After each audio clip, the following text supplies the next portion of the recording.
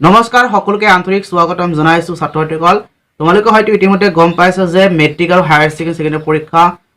অনুষ্ঠিত হ'ব বুলি কৈছে বিভিন্ন দল সংগঠন লগতে অসমৰ শিক্ষামন্ত্ৰী ৰণোজ পেগুৱে বাৰে বাৰে কৈছে পৰীক্ষা হ'ব পৰীক্ষা বাতিল নহয় সিবিএসই পৰীক্ষা বাতিল কৰিছে তেওঁলোকে ছাত্ৰসকলক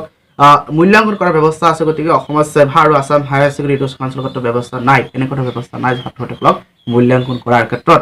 গতিকে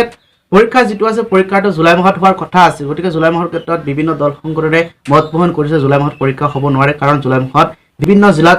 বানপানীৰ পৰিস্থিতি হয় সেইকাৰণে জুলাই মাহত পৰীক্ষা হ'ব নোৱাৰে জুলাই মাহৰ পৰীক্ষাটো এতিয়া পোষ্টপন কৰিবলৈ আগষ্টত পৰীক্ষা হোৱাৰ কথা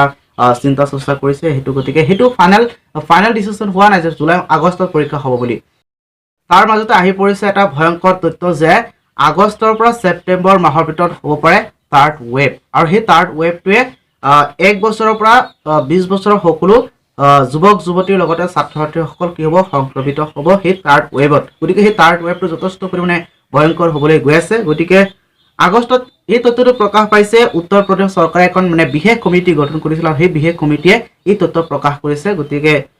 কিমান ভয়ংকৰ হ'বলৈ গৈ আছে থাৰ্ড ৱেভটো গতিকে থাৰ্ড ৱেভত যেহেতু আগষ্টৰ পৰা ছেপ্টেম্বৰ মাহৰ ভিতৰত থাৰ্ড ৱেভ আহিব পাৰে গতিকে অসম চৰকাৰে কেনেকৈ আগষ্টত পৰীক্ষা অনুষ্ঠিত কৰিব পাৰিব আগষ্টত পৰীক্ষা হোৱাৰ ক্ষেত্ৰত যথেষ্ট পৰিমাণে জটিলতা আহিব পাৰে গতিকে কি হয় আপোনালোক গম পাব গতিকে আজিৰ বাবে ইমানতে সমাপ্ত কৰিছো যদি ভিডিঅটো ভাল পাইছে তেতিয়াহ'লে লাইক আৰু শ্বেয়াৰ কৰিবলৈ পাহৰিব ধন্যবাদ